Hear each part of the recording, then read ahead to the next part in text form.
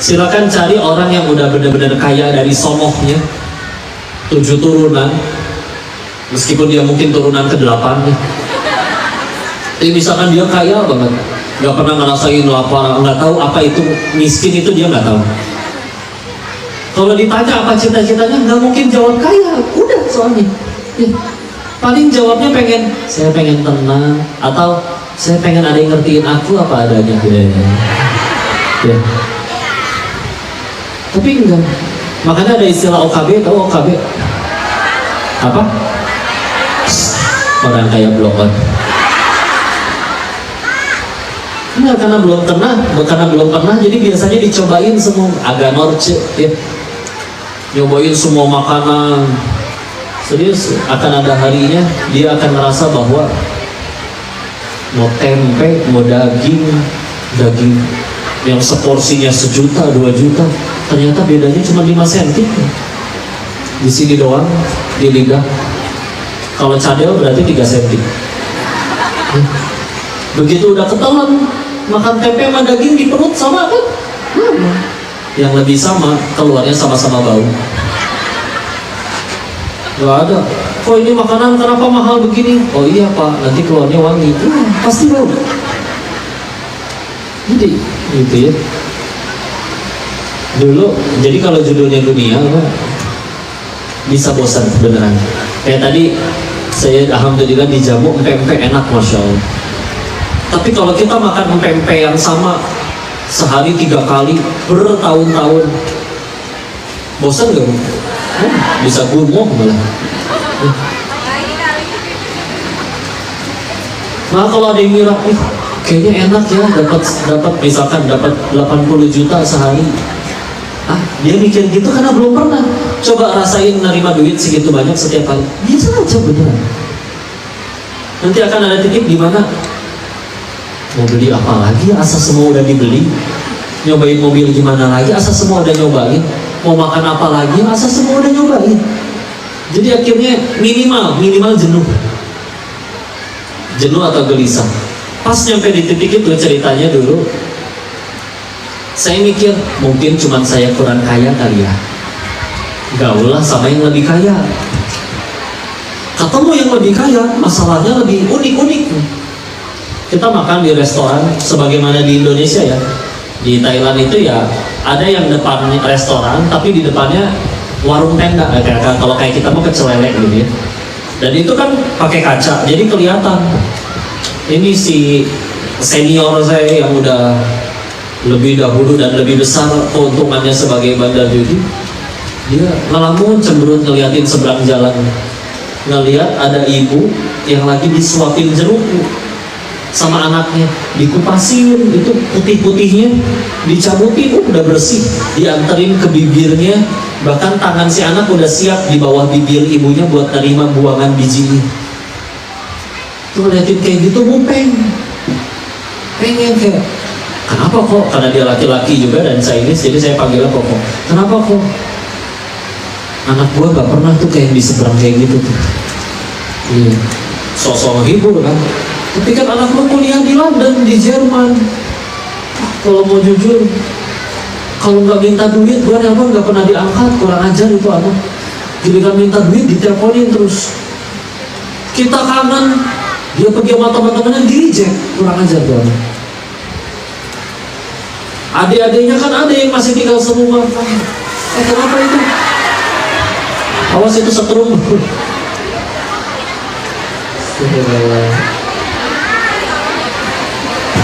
Udah istighfar, astagfirullah. Ya Allah, orang banyak yang kenal saya ya Allah. Mungkin ada sesuatu yang belum saya tobati. Bu, cari suaminya bu. Sayang maafin saya ya. Enggak, tambah tinggi derajatnya insya Allah ya. Biasanya tuh kalau basah mah itu bisi kesetrum kan jabrik lagi pulang-pulang. Nah. Aman? Ya. Nih, anak-anak kita kalau misalkan bosan paling minta uang jajan ke warung gitu. Itu anak-anak mereka bosan ambil handphone pesan tiket ke Singapura. Dan gak nunggu duit habis, nunggu bosan baru pulang. Pokoknya duit bukan masalah. Berangkat ke sana cuma ngantongin paspor, baju yang nempel di badan, koper beli di sana, baju beli di sana, duit bukan masalah. Dia bilang, di rumah juga gak pernah kumpul. Ya begitu datang ke rumahnya wajar sih memang. Karena ya terlalu besar kadang rumahnya. Dari ruang tamu sampai kamar anaknya harus naik angkot tuh. Ya ini hiperbola ya. Tapi ada kan orang yang rumahnya segede gitu? Ya. Dan di kamar anaknya lengkap tuh. TV, PlayStation, komputer, kulkas, udah lengkap, jadi nggak mau keluar tuh. Nah kita mau ketemunya dia lagi kan? Ya, jadi hangat tapi, Masya Allah. Libur aja, lu kan kemarin gue dengar lu baru beliin istri BMW baru. Nih, supir baru kirim foto. Bini gue bawa berondong tuh berzina di mobil yang baru itu. Ada kayak gitu. Stres nih. Ya udah, kadang ya mohon maaf, di sana tempat hiburan cuman kalau nggak tempat dugem, ya udah kasino, tempat judi. Ya. Dan kadang izin, mohon maaf, kita pergi ke tempat hiburan malam. Itu orang-orang dalam keadaan mabuk kan kita masih bisa ngobrol. Kita ngapain lagi nih setahun ke depan? Yuk kita buka 5 website judi baru. Gimana 5 tahun ke depan, 2 tahun, 10 tahun, 30 tahun ke depan gimana? Udah tinggal nikmatin dong, di rumah hangat, dikelilingi anak cucu, lucu, enak. Udah nyaman, udah gak perlu capek-capek kerja, duit udah masuk. Masalahnya dia belum nikah, diledekin dong. Lu nikah aja belum, mendingan lu nikahin tuh penari-penari yang pada, ya mohon maaf kan tempat kayak gitu ada yang pada yang nari-nari. Dan jelas gak mungkin pakai kabis kayak begini ya, kurang bahan. Nikahin aja salah satunya. Itu orang mabuk ngomong kayak gini ya. Udah gila lu Nis, Dennis maksudnya ya. Udah gila lu Nis, masa gua jadiin yang kayak begini jadi ibu dari anak-anak gua? Untung penarinya gak ngerti, karena orang Thailand. Orang mabuk bisa ngomong gitu ya. Jadi tambah bingung ya Allah. Dunia mulai membosankan. Yang udah di situ juga gak pengen selamanya. Si bodoh ini masih nyari. Pasti ada orang yang udah kaya dari yang udah benar-benar puluhan tahun di bidang ini, di bidang perjudian maksudnya. Sebagai bandar ya, bukan sebagai pemain. Pemain gak ada sejarahnya menang ya. Sebagai bandar keliling ke beberapa kasino. Ini di mana Pak pendirinya? Oh, kan mati ya kena HIV/AIDS. Ibu tahu penyakit HIV/AIDS tidak? Itu penyakit menyerang antibodi, jadi sistem kekebalan tubuh kita mati, jadi semua penyakit bisa masuk. Mata bintitan, mulut jamuran, sariawan, paru-paru TBC, kencingnya bernanah, pantatnya ambeien, semuanya. Karena nggak ada kekebalan tubuh, semua penyakit masuk. Matinya mengerikan biasanya, mau yang atau gimana ya. Pindah ke kasino lain lagi. Ini mana pendirinya? Kan masih di penjara, dikhianatin anak buahnya. Ketemu sampai nanya, mana ada nggak sih orang yang udah puluhan tahun jadi bandar judi dan dia tetap enak hidupnya, nikmatin. Kalau sekedar kaya sih ada tuh pendiri kasino itu, rumahnya juga dekat sana. Tapi kan agak gila ya, karena anak-anaknya mati overdosis narkoba semua. Nggak nemu yang happy ending. Jadi dunia mulai membosankan, yang di sana nggak mau selamanya, dan yang udah benar-benar lama nggak ada yang berakhir bahagia. Saya kehilangan alasan untuk tetap di sana. Ngapain lagi? Berarti ujung-ujungnya saya juga pasti berhenti. Pilihannya 2, tapi berhenti sendiri atau Allah paksa berhenti. Masa ya kudu nunggu kayak gitu dulu baru mau berhenti? Tapi takut Pak, saya kalau berhenti ngapain ini di Indonesia? Ulang lagi dari awal. Jadi sedangkan dulu izin sempat ngerasa kayak pinter karena tidak pernah nemu anak seumuran yang lebih kaya dari saya waktu itu. Jadi takabur naudzubillah. Tapi ketika harusnya dihadapkan kepada berhenti, kalau berhenti di Indonesia mau ngapain? Takut, bingung, nggak tahu mesti ngapain. Nanti takut kayak gitu, tahu harus berhenti tapi takut mau ngapain. Jadi suka ngelamun, karena kalau ngelamun ya bosan kan kita main handphone ya. Bukalah YouTube, masih dikasih loh di tempat judi di kantor. Kan YouTube juga kalau begitu dibuka sebelum masukin pencarian apa-apa udah ada muncul video kan. Yang video yang muncul waktu itu Allah takdirin yang muncul kok video Aagim, potongan pendek. Yang takut sama rezeki tonton ini, beri pasti tonton sebentar.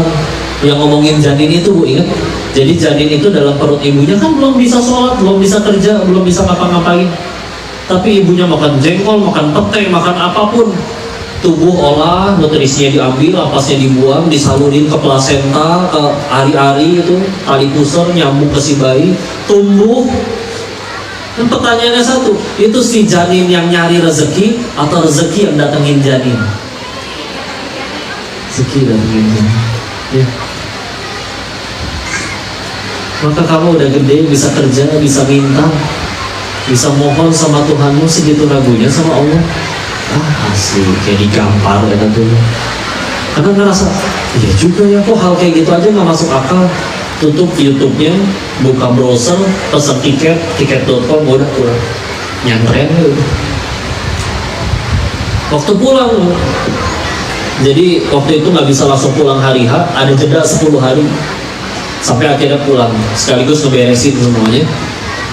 Sambil nunggu itu saya baca-bacain janji Allah tentang orang yang tobat, yang hijrah, ya. Kan merasa, wih luar biasa ya, kalau ngelakuin ini bakal begini dan gitu-gitu. Masih bawa duit lagi, jadi masih ada sisa uang di sana, meskipun tinggal beberapa ratus juta doang ya. Ya tapi kan haram Pak. Emang mau duit haram? Ya. Enggak, tapi jadi saya suka ngelamun nih. Jelas saya bukan nabi, tidak bisa ngobrol dengan Allah, tapi suka ngelamun kayak begini. Ini mah murni lamunan saya doang. Dia suka ngelamun kayak, mungkin Allahnya ngomong gini ya, katanya mau tobat, masa uang haramnya masih disimpan, gak sanggup ya ngebuangnya ya. Iya ya Allah, terlalu melekat di hati. Tenang, akan kukirimkan bala bantuan.